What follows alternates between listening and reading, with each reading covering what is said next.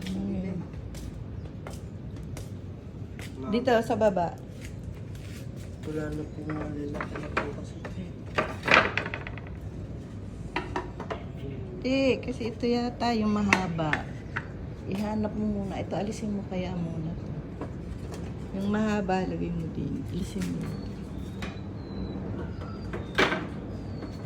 Alisin mo muna.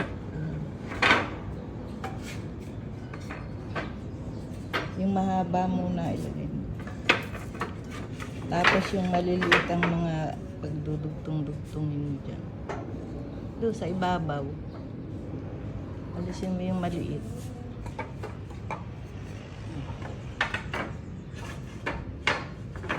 Yan. Ayan. Okay na yan. Tapos itong mga ganito na yung mga pagdugtong-dugtongin mo.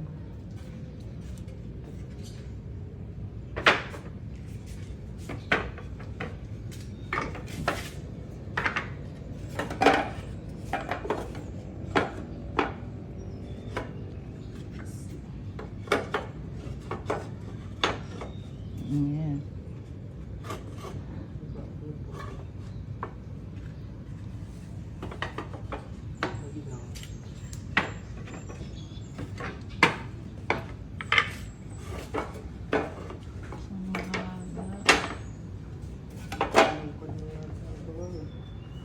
Di bale, yung kung ano na lang ang kakasya. Maiwan na lang yung iba.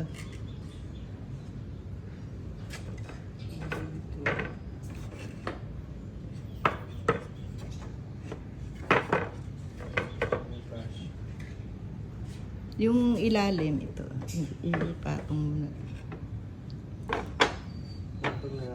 Urong mo, urong. Ito, isa. Hindi na. Ay, mali. Mali na yung pagkakala. Ito pa talaga dito. Okay. Hindi, babagsak yan. Ano may talaga. Mahaba. Aray mo mahaba.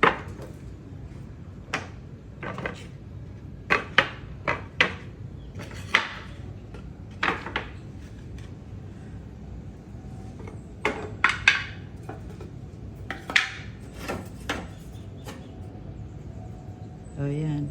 Siguro. Sige, pwede mo ng ganyan siguro. Yan. Para maanuhan, mapagpatungan lang.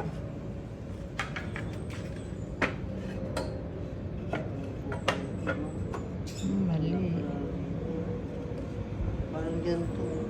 Oo. Sige, i-ano na lang natin. Kala lang po. Oo. Yung mga sobra, ito na lang lagyan mo yung ilalim. Anong haba ba dyan? Yung ano, gawin mo, iurong-urong mo yung sa bandang gitna. Ito yung nasa gitna. Urong mo. Ayan, parang ganyan. Para may balance.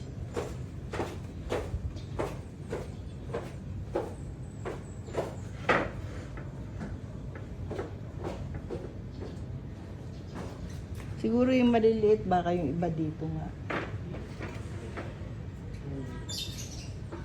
Sa ilalim. Yung ilalim nito. Tingnan mo dyan. Hindi kasya. Parang hindi. Hindi eh. O sige, lagay mo na lang muna rito yung mga sobo. Tapos yung ano, patong mo na uli yung mga halaman. Akin yan, yung mga kahoy na hindi, ano, dito nalagay. Hanap ko ng ano yan. Ilagay mo na lang. So, ilagay mo na yung mga ano, halaman.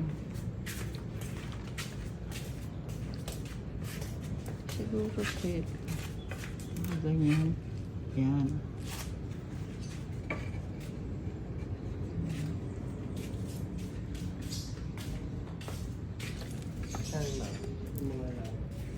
Hindi, yun. Yung inalis ko. Balik mo na lang. Para hindi nalalagyan ng sako. Sige, lahat mo na lang. Ako na bahalang mag-ayos.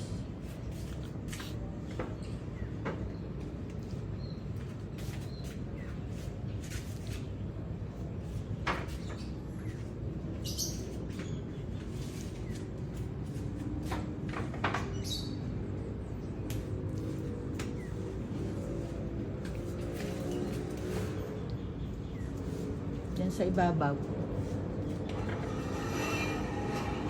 Okay. Okay na. Sige, ako na ang bahala. Ay, ito, isabay mo na kaya yung basura na to. Wala kasing ano eh, walang garbage bag.